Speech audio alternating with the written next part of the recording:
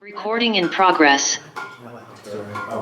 Good evening, everyone. Welcome to the Finance Administration Committee meeting for Thursday, September 18th, 2025. My name is Jim Spear. I am the chair of this committee. The vice chair of this committee is Mike Salmonson.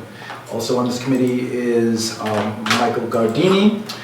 And with us is our borough manager, Maggie Dobbs, and assistant borough manager, Emily Pisano. And let's start with approval of minutes for August 21st. Can I have a motion for the approval of the minutes? So moved. Second. Discussion on these, you've all seen them for the last few weeks. All good? Yeah. It's all good. Let's vote on adopting minutes. Thank you. All against? Of course, no one's against adopting minutes. Yeah, let me get my hand down before you say it. Treasurer's report, Ms. Dobbs.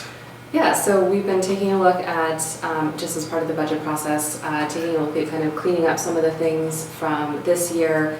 So just making some adjustments. You may have noticed some changes, super minor, just kind of clean up things.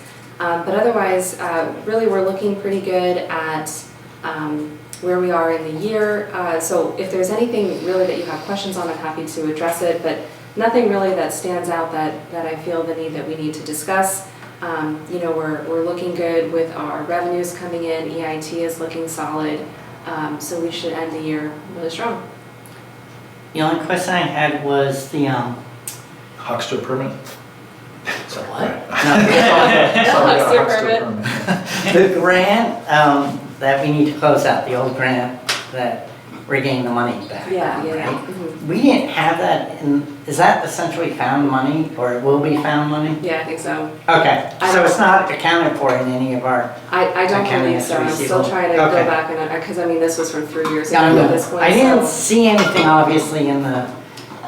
we Like haven't here's the received- receivable. Yeah, so we haven't received it yet. Right. Right. And I'm not sure that it Okay. was accounted for previously. Okay. So when it comes in, essentially we are treating it as found money. Good. Yeah, and Okay. it isn't earmarked for anything. It will go into our general funds. Okay, Cool. fantastic. Nice. How much was it again? 89,000. Yeah. And just if anybody's listening, that this is related to the 2022 stormwater bump outs. So we had the low volume road grant, which we did receive the money for, but this is actually the county transportation program, active transportation program. So this is county money that additionally funded the stormwater bump outs. This is reimbursement. This is money we reimbursement. paid in 2022, Yeah. and now we're getting it back. Correct. Yeah. Fine. Okay, anything else on this? All right, let's move on to, I think we have Todd Bressi with us from Planning Commission. Good Todd, evening. can you hear us? We're, so this is our discussion item tonight is an update on the recodification of the zoning code, which Todd has been working on and reporting to us every once in a while. And if we can hear him. Okay, can you hear me? Yes, we can. Great. All right. Great. Nice to see you all. I'm sorry I couldn't be there in person. But I'm glad that you've invited me to update you on this process.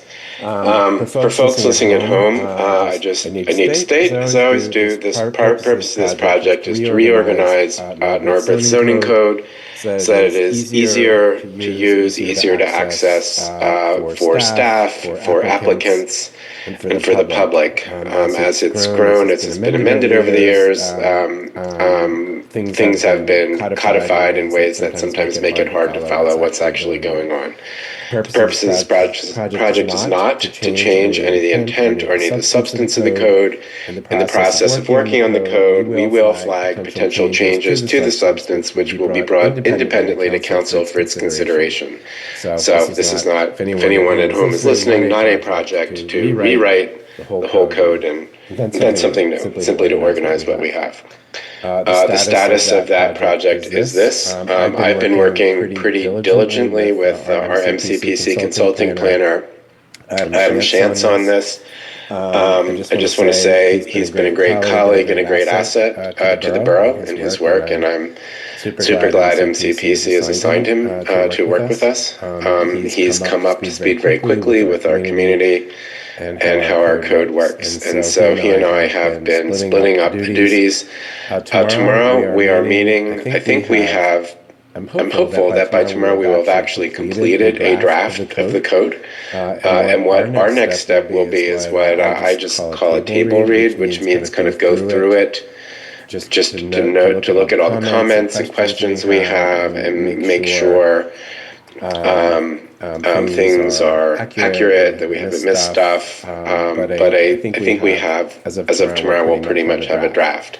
What we, and by that I mean the borough staff, council members who've been following this, the planning commission members who've been working on it. What we've agreed is that we will give this draft to the borough manager, the borough zoning officer, for them to give it a test run to take some recent development applications, permit applications, and see if they can use the new code to kind of evaluate those applications to see if it really works the way we hope it will. We've also had a request from Councilmember Gaudini to send it to him so that he can also look at it with a fine-tooth comb, so we'll do that. So I think all of that will be happening over the next few weeks, that Adam and I will be doing our due diligence. We'll be giving it to Kevin and Maggie and Michael for them to examine in different ways. And hopefully, by this time next month, we'll be able to report back to you about what we think should happen next. But I think we're very, very far along on the process, and there is, and I do want to assure council, there's a concern that the work on this project may delay the commission from attending to other priorities council has asked it to consider. And I just want to assure you that's not the case. This isn't delaying any of the other work you've asked the planning commission to do. I think I should stop there and just ask if there are questions. Well, that's very exciting that this is moving so productively. I'm excited to see it. Are you redoing any graphics or tables? At this point, no. Actually, I'm going to walk that back. We're not redoing any graphics. However, but that's a natural thing to ask and consider. But we are reorganizing and redoing some of the tables and introducing new tables. And one of the, I'm glad to hear you're excited because this is all very arcane stuff. Who gets excited about arcane things? But one of the things we're parsing really carefully is whether tables are illustrative or whether they actually do the work of written code, if you understand the difference. And our current code doesn't make a good distinction about that, and we're being very careful that there are some places where a table is just an easier way to express what we want to have, and so that will actually be, those will be categorized as these are the rules in this table. Others are illustrative. So we are introducing a new table. It's a master table for all of the land uses that are allowed in each district. And currently the code, if you recall, has different tables for as of right uses, for special exception uses, for conditional uses, and so you have to look at 3 different tables. So one of the things we've developed is a way of having one table that shows you whether a use is as of right, whether it is conditional, whether it's special exception. In addition, whether it's a regulated use, because some uses are so-called regulated uses, whether distance requirements apply. There are some distance requirements, and so the table will, and also whether there are any performance standards for that use. So certain uses like dry cleaners have performance standards that they have to meet. So the table is one table that will have all of that in there. You can do this, or there's a performance standard, or there's a special exception. So it'll be easier for people to navigate. We are also introducing tables for the, right now we have one table for site planning standards, and I believe one table for building design standards that are organized by district. And we're going to eliminate those tables, and what we're going to do is introduce tables in the building type section, which include all of the kind of dimensional, site planning, building design, all of those rules for each building type in one table.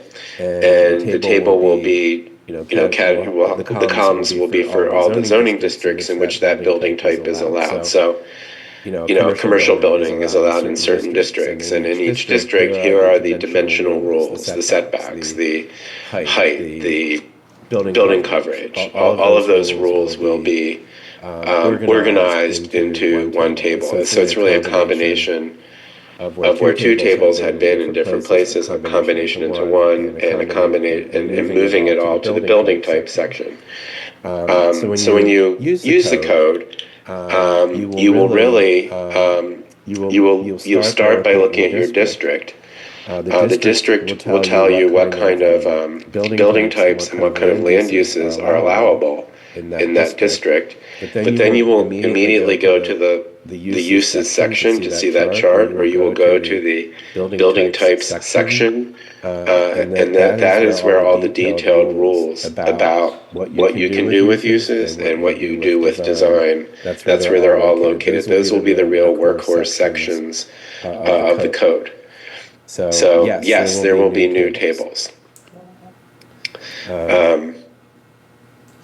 I'll stop there. That sounds nice, and I favor tables. So it just sounds like in terms of timing, we actually have to adopt the recodification, right? So do we think that would happen in November?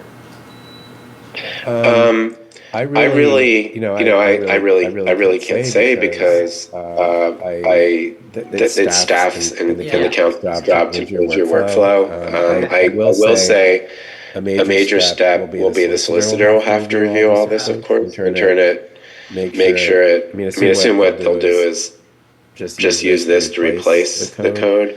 As we've worked on this, there's been a real question of whether the strategy would be for council just to adopt the recodification, or whether council might want to adopt some amendments at the same time, and the other changes that are substantive. I don't know how council will want to approach that. But I could say this is that probably within about a month or so, we'll be able to look at it, and council can decide what path it would like to choose. Would it like to ask the staff and the solicitor to turn this into an ordinance, or would council prefer to wait and address some substantive issues? Okay. Thank you, Todd. I know this has been a Herculean effort, and it also involves coordinating with folks and coordinating meetings, and you've put in a ton of work. And I just wanted to say I think folks see that and appreciate that. Sure do. Well, thank you. It's been a lot of people working on it, but thank you. Thanks. Anything else for Todd? No? Well, thanks. Thanks for joining our meeting. Thanks for the report. Not at all, and thanks to council for its support of this, in particular Michael, Maggie, and Emily for your kind of hands-on work at various phases. Thank you. Thanks, Todd. All right, take care. Bye-bye. Okay. Awesome. Okay, let's move on to action items. May I have a motion for adopting scheduled bills or approving scheduled bills?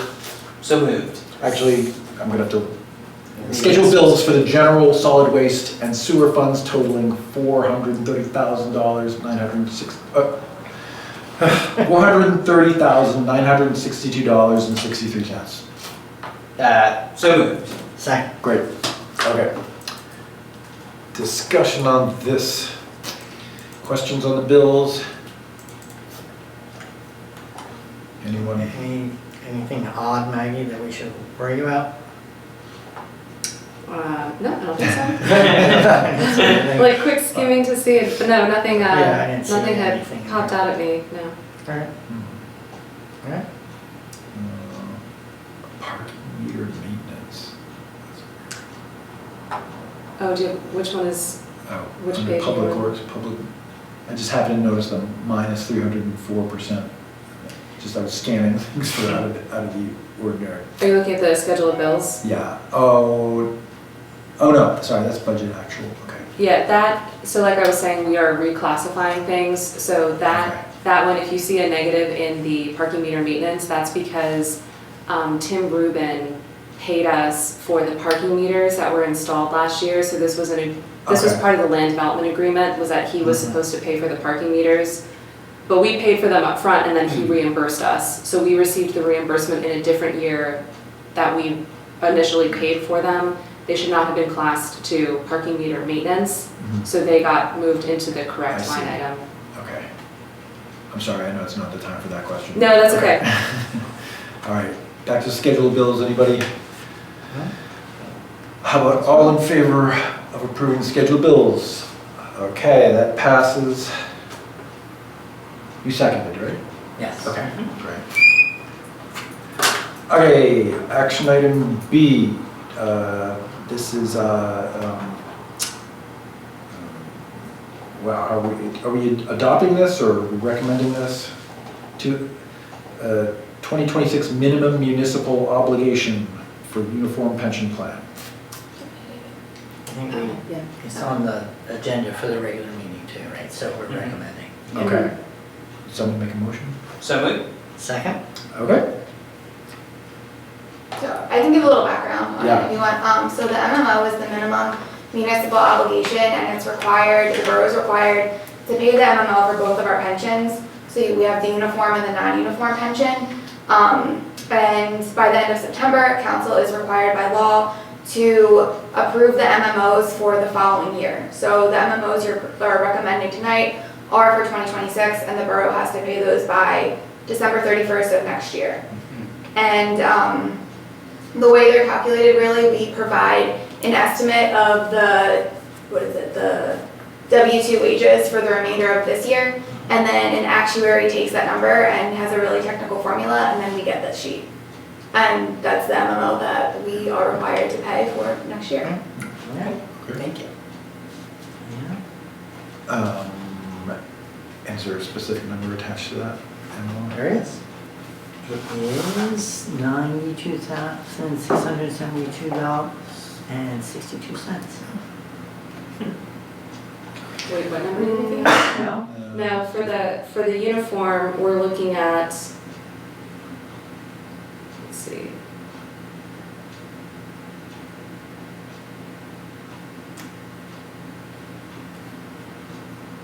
Oh, wait. 442,925 for the uniform. Right, and that's with our state aid contribution. Okay, because so I assume it's like 518. So 518, and then there's the state aid. So the state aid, Oh, there it is. so the state aid plus the net contribution from our general fund, Hmm.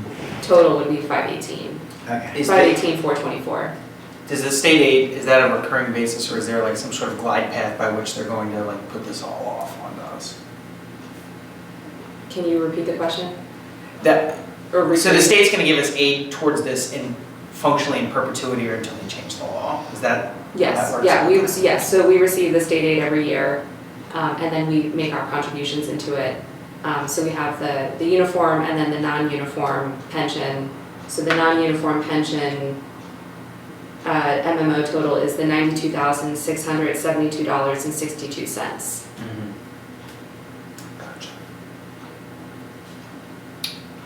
Okay, so all in favor? Recommending yes, that's the uniform pension plan. Okay, now we're moving on to the non-uniform. 2026 minimum municipal obligation for non-uniform pension plan. So Motion. moved. Second? Same deal, right? Same deal, yeah, so this is the other sheet, it's on page 36 of the packet, but that's that $92,672.62. That's the non-uniform. That's the Okay. non-uniform These pension aren't contribution. labeled. Yeah, so obviously the uniform pension is much higher. Yeah, I was thinking it wasn't enough, so, okay, gotcha. I scrolled past the first one. Okay. Let's vote on that one then. All in favor? Okay, thank you very much. Good. Let's move on to item D, certificate of payment for 2025 road program. So moved. Is this, what do we have to approve here? The certificate of payment. Just the release of payment Okay, from our liquid fuels to pay for the road program for this year. okay, okay. Second. Okay. So here we are. We're getting, let's see. Right, so this is part of our road program, so this is our liquid fuels funding. So we have a separate liquid fuels account that we use to pay for our road paving program. We do so once our engineer has certified that the contractor has met all of the bid standards for the scope of work. So you recall we did Meeting House Lane, Iona, a little bit of Windsor, and we did the speed humps as well. So this is to Innovative Construction Services in the amount of $225,597.12 for Innovative Construction Services. They were our contractor in regards to the services for the 2025 road program. So our engineer with Pinoni has identified that there are some final outstanding items that need to be completed prior to release of the full funds. But the way that this works is that every item is detailed in an itemized list. So they're authorizing the release of the payment for all of the work items except for the outstanding one, so that will follow in a separate second payment. So we'll make this first payment, which covers the bulk of the invoice, and then once we receive word from our engineer, then we'll pay that final invoice, and those payments will be made this year. Okay, cool. Let's vote to approve that. All in favor? All passes 0. Thank you. Item E, approval of civil service contract, civil service solicitor fee sheet. So moved. Actually, I'm sorry, so I had requested this, Signing. we did not receive it yet, so I would kindly request that we table this item. Move to table item. Second. All in favor of tabling the item? The item is tabled. Thank you. Okay. Item F, resolution 2025-19 Amtrak reimbursement agreement. And this is a recommendation, right? That we recommend to council that they approve this. Yes. Okay. Would you like to make? Oh, sure, I'll make this motion. I figured I was letting you do all the moving. How do I get the good one? It's easier, right? Yeah. It's easier for the minutes or whatever. But I'll move to recommend to council that we approve resolution 2025-19, designating authorizing the borough manager's authorized signatory for the PennDOT reimbursement agreement. Second. Great. Yay.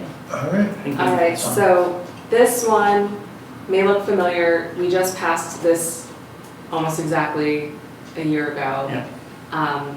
The reason why we need to do this again is that once the bridge contract went out to bid and we started working on it and going through all of the requirements and the submissions of all of the insurance and so on and so forth, it turns out that Amtrak neglected to include a fee schedule in the bid package that had additional insurance requirements that the contractor had to carry. It amounted to something like $28 million more in insurance that they had to carry, which would have resulted in an increased cost of about $300,000 to the contractor to purchase that additional insurance. They did not bid on that because that requirement was not included in the initial bid package. So, after much back and forth with PennDOT and Amtrak, and the contractor. You're smiling, so I know there's a happy ending here. Amtrak has come to an agreement in terms of what the additional insurance requirements will be. So they actually, Amtrak and the contractor have been attempting to negotiate what insurances actually apply. So they've come to an agreement on that. And so the contractor has gotten the additional insurance. This is going to be covered under our reimbursement agreement that we have in place. So this will be covered under the federal reimbursement that we have in place. So the borough should not be out any additional money. Excellent. Unless something changes. I'm just going to there's always a chance that something can change, and I will handle it if it does change, but for now, we should be covered. Yeah. What this does, though, is that this increases then the cost of the total reimbursement that we are eligible for to account for the additional costs that are incurred as a result of the change in the insurance requirements. So this is just saying, instead of the initial reimbursement amount that we were supposed to receive, because the costs of the project have now increased, we are asking for a greater amount in reimbursement as our kind of maximum allowable reimbursement. If we didn't do this, then we would only be eligible for reimbursement up to the original amount, so anything over that would be on us, and that's an extra $3 million that we do not have. Yep. So, that is the purpose of this. Okay. That's helpful. Thank you for working on that. It sounds like a big job and a lot of things to coordinate. Yes.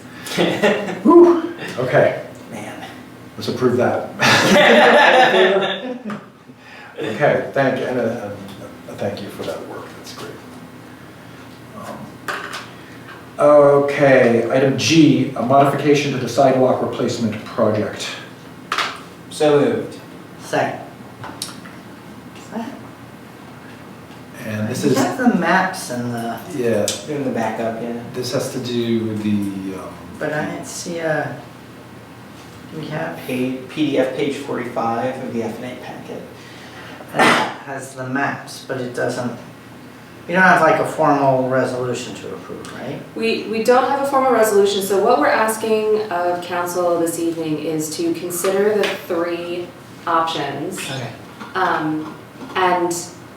And I realized we didn't include, so we were waiting on final estimates from our engineer. So I don't have the final yet, but I can pull up the spreadsheet. Let me just get that, which does have the estimated cost. So we have 3 scales to the same project. So ultimately, the sidewalk project was determined in scope last year using the same metric analysis that we use for any other property when we do a use and occupancy for sidewalk for curb and repair. So looking at the conditions of the curb and sidewalk and identifying the blocks and segments that would need to be replaced using the same analysis, right, for use and occupancy. The bid scope then was determined based on that anticipated scope of work, and that's what the contractor bid on. When the contractor then, who was awarded the project, Cipollone, came out to do a field inspection, they identified additional curb and sidewalk block and segments that they are recommending that we add to the scope of work, in part to gain economies of scale, and in part to address some aesthetic purposes, and in part there may have been some changes in the condition of the sidewalk between when they were initially analyzed and this year. So if you see all the white marks on the sidewalks, that is Cipollone identifying curb and sidewalk. That is A, part of the original scope, and B, part of their recommended increased scope. Based on the per unit cost of that, so we originally bid $155,000 as estimated cost for the project. Cipollone bid at $147,000, I believe, for the project. Based on the additional per unit cost of the new curb block and linear segments of, curbing in the sidewalk blocks that Cipollone is recommending, it would bring the cost up to about $175,000 with a potential savings with their economies of scale, down to about 170. So that's $15,000 more than we budgeted in our capital plan. And what is that, 17, 18 or ish, more than what they had initially bid on the project. As a compromise, I walked to the site with Jeff Eldon and Tony with Panoni, looking at all of the curbs and sidewalks, what they had recommended, and we kind of scaled it back a little bit.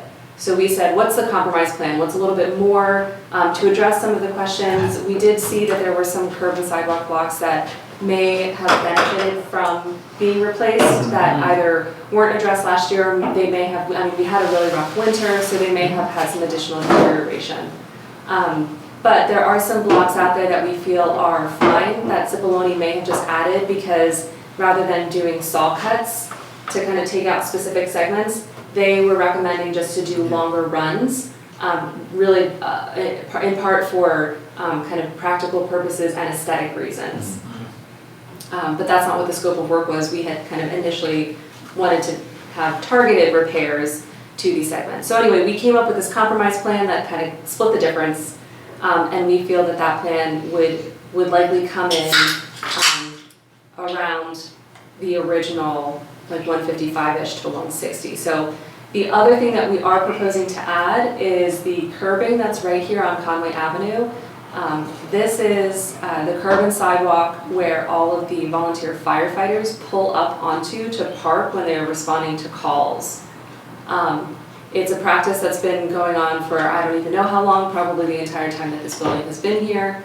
But the sidewalk is not rated for vehicles. So the curb and sidewalk here is getting much more damage than elsewhere because of that additional wear and tear from the vehicles. So regardless of the direction that council would like to take, whether you want to stick to the original plan, whether you want the Cipollone recommended plan, which is the biggest plan, or the middle compromise plan, whatever we do, I do highly recommend that we actually increase the depth of the concrete for the sidewalk in front of the building here on Conway to a depth of 8 inches. That will give it much stronger strength and tension to hold up to repeated vehicles driving over it, so it will last longer and not need to be repaired as quickly. So those are kind of the 3 options. Is that built into your 3 price options, or? I believe it is, yes. Okay. So let me get you exact numbers, just give me one moment.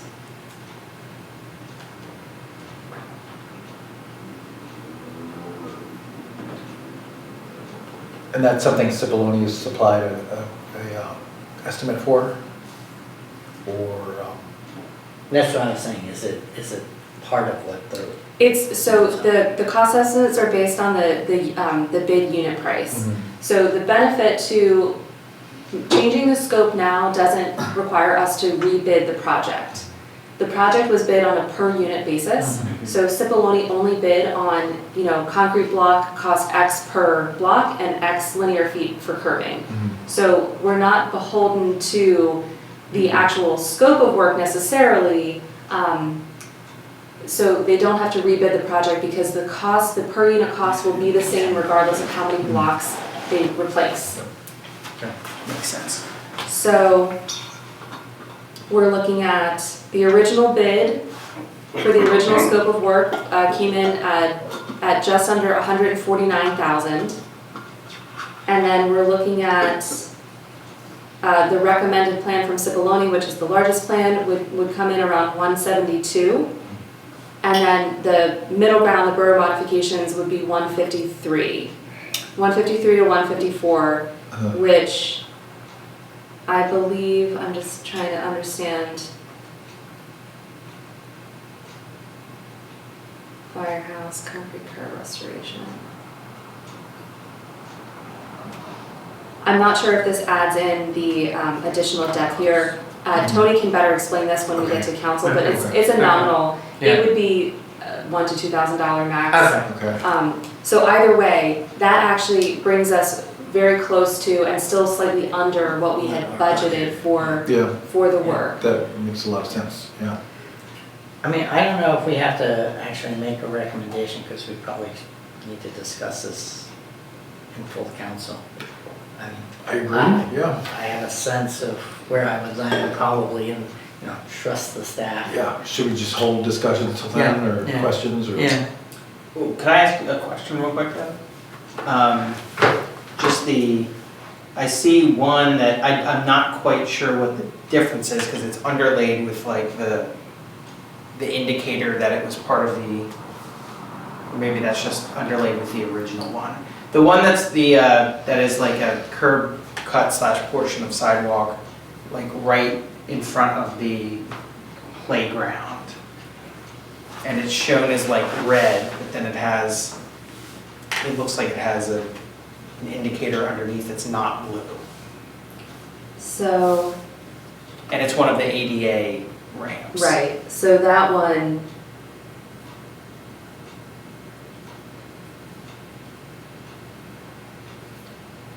let's see.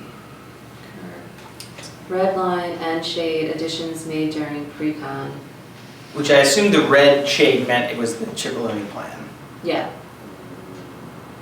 Yeah, because you can see they added more. It's a little Yeah. bit hard to read with the, I just wasn't sure what the specifics of the thing, like, was that one not marked for any, like improvement in the original bid Yeah, version? that's the way I interpreted it. You're talking about like the one that's, like, it's got the blue cross hatching overlaying the red sort of on the left arrow. So yeah, it does. I guess it's just like like the ones that are I guess thicker black lines and thicker black dots. I assumed were in the original. There was something proposed, and I guess maybe I just can't tell the difference between that versus the. Right. I guess my question is I'm not quite sure what is or would or would not be occurring there, and whether like if we choose one or the other, does that mean that we're like not gonna have like that the ADA ramp doesn't get replaced, or that the current ramp doesn't get replaced by an ADA ramp yeah. or not? Okay, this is a good question for Tony. Okay. Just to clarify what he intended here with his markings. Mhm. Because when we walked through it, yeah, because that should have already been identified in the original plan. 'Cause I thought I remember that during that discussion there was like some question as to like whether the ramps were going to be handled separately, or I might be misremembering.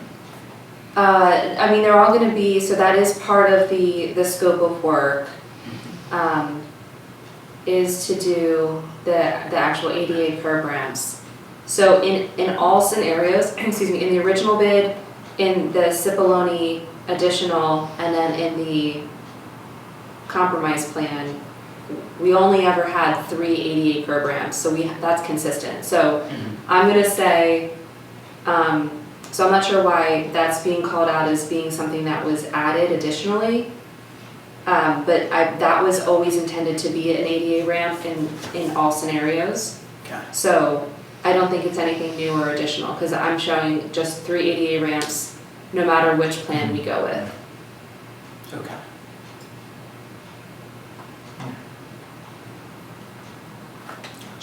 Okay. Okay. Any other questions for now? If we want to sort of defer a more substantial discussion for the council meeting, what should we vote on now? Yeah, that's up to you. If you I have, think we can vote without a recommendation. We could forward without a recommendation yeah. to give council comfort to have discussion. Okay. How do we do that? I move to forward to council without a recommendation. Second. Okay. All in favor? Thank you. We're good. Okay, last action item tonight is contract with Mainline Executive Realty as property manager for 201 Sabine. So these are the people we, oh, sorry. Second? Second, sorry. Sorry.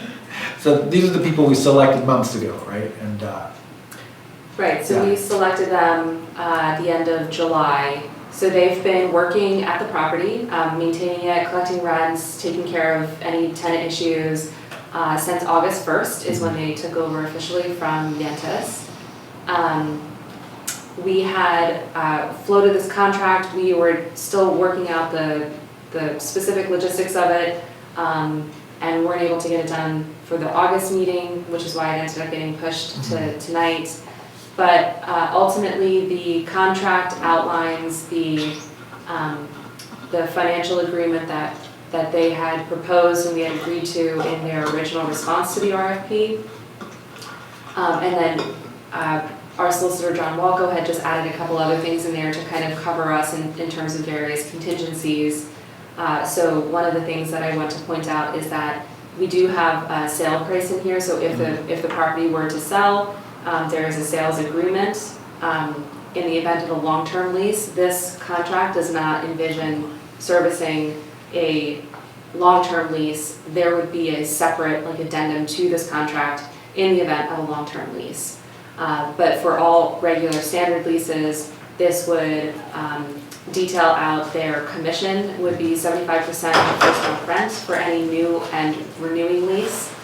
And then their monthly management fees of 7% of all collected leases or $3,000, whichever is greater. So that is what they had proposed originally and what they had responded to in the RFP, so that was already discussed and more or less agreed to. So there's not much that has really changed here. The only thing that we ironed out that wasn't any original response to the RFP is the sale price commission rate, which is 3.5%. Otherwise, it outlines their duties and responsibilities, but they have been maintaining the property and doing all of those things anyway, so this is just to formalize what's already in practice. Do you happen to know if they've been put in touch with the co-op garden people? Because the previous manager was, coordinating the use of the hose and the attachment and the water. I don't know, but I have a meeting with Kevin next week, so I will ask him about that.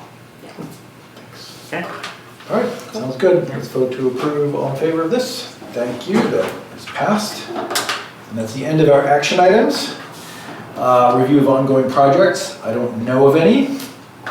I don't think there are any. Let's move on. Public comment. Is there, I only see other council members in the room, but you're welcome to make a public comment if you want. Anyone online? Here? Nobody's online. There's no public comment. All right, may I have a motion to adjourn this meeting? So moved. Second. All in favor of adjourning? Thank you very much. We're adjourned at 6:43 p.m.